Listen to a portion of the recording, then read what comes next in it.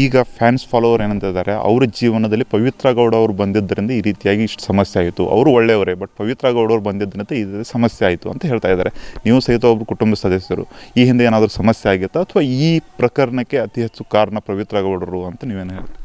Sir, ಯಾವುದಕ್ಕೂ ಏನು ಹೇಳೋಕ್ಕಾಗೋದಿಲ್ಲ. ಈಗ ಕೋರ್ಟ್ ಏನು ಡಿಸೈಡ್ ಮಾಡುತ್ತೆ ಅದನ್ನು ನೋಡಬೇಕಾಗಿದೆ, ಕಾಯಬೇಕಾಗಿದೆ. ಎಲ್ಲ ಫ್ಯಾನ್ಸು ಸಮಾಧಾನವಾಗಿ ಈ ಕೋರ್ಟ್ ವರ್ಡಿಕ್ಟ್ ಎಲ್ಲ ಕಾಯೋಣ.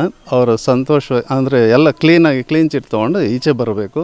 ಆಮೇಲೆ ಹೀಗೆ ಅವ್ರು ಪಿಕ್ಚರ್ಗಳು ಮಾಡ್ತಾ ಇರಬೇಕು, ಜನಗಳಿಗೆ ಎಂಟರ್ಟೈನ್ ಮಾಡಬೇಕು, ಆಮೇಲೆ ಜನಸೇವೆ ಮಾಡಬೇಕು. ಅದೇ ನಮಗೂ ಇಷ್ಟ. ಹಂಗೆ ನೋಡೋದಕ್ಕೆ ಅವ್ರನ್ನ ಹಂಗೆ ಮಾಡ್ತಾರೆ, ಹಂಗೆ ಬರ್ತಾರೆ ಖಂಡಿತ. ಸರ್, ಇದು ಪ್ರಕರಣ ಏನು ಹೊರಗಡೆ ಬಂತು, ಸುದ್ದಿಯಲ್ಲಿ ನೀವು ನೋಡಿದರೆ, ಸುದ್ದಿ ಚಾನಲ್ಗಳಲ್ಲಿ ನೋಡಿ ನಿಮ್ಗೆ ಗೊತ್ತಾಯ್ತಲ್ಲ, ಅವಾಗ ಏನು ಅನಿಸುತ್ತೆ ಸರ್ ಈ ವಿಚಾರ? ಈ ರೀತಿಯಾಗಿ ಒಂದು ಆರೋಪಿಯಾಗಿ ದರ್ಶನ್ ಅವರು ಇದ್ದಾರೆ, ಈ ಪ್ರಕರಣದಲ್ಲಿದ್ದಾರೆ ಅಂತ ನಿಮ್ಗೆ ಗೊತ್ತಾದ ಏನು ಅನಿಸುತ್ತೆ ಸರ್? ಆರೋಪಿ ಅಂತ ಇನ್ನೂ ಡಿಸೈಡ್ ಆಗಿಲ್ಲ ಸರ್. ಅದು ಡಿಸೈಡ್ ಆದಮೇಲೆ ನೋಡೋಣ. ಯಾಕೆಂದರೆ ಅವ್ರು ಆ ಥರ ಮಾಡೋರಲ್ಲ. ಯಾಕೆಂದರೆ ನಾವು ಮೊದಲಿಂದ ನೋಡ್ದಂಗೆ ಅವ್ರಿಗೆ ಶರಣ್ಯ ಶೇಂಗಾ ಬೆಳೆದು ರೈತೋದ್ಯಮಿಯಾಗಿ ವರ್ಷಕ್ಕೆ 30 ಲಕ್ಷ ಗಳಿಸ್ತಿದ್ದಾರೆ. ನೀವು ಕೂಡ ಅವರಿಂದ ಕಲಿಬೇಕಾ? ಅವ್ರ ಜೊತೆ ವಿಡಿಯೋ ಕಾಲ್ನಲ್ಲಿ ಮಾತಾಡಬೇಕಾ?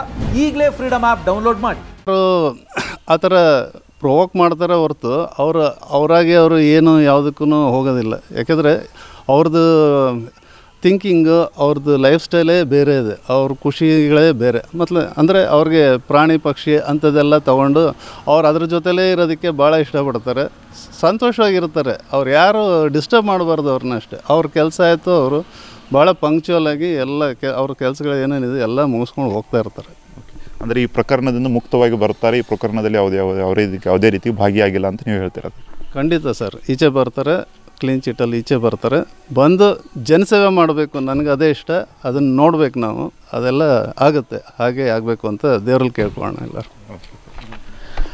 ಆದಷ್ಟು ಬೇಗ ದರ್ಶನ್ ಅವರು ಹೊರಗೆ ಬರ್ತಾರೆ, ಹೊರಗೆ ಬಂದು ಮತ್ತೆ ಅಭಿಮಾನಿಗಳಿಗಾಗಿ ಫಿಲ್ಮನ್ನು ಮಾಡ್ತಾರೆ, ಮತ್ತೆ ಜನಸೇವೆಯನ್ನು ಕೆಲಸ ಮಾಡ್ತಾರೆ ಅಂತಲೂ ಸಹಿತ ಅವ್ರ ಭಾವ ಅವರು ಹೇಳ್ತಾ ಇದ್ದಾರೆ.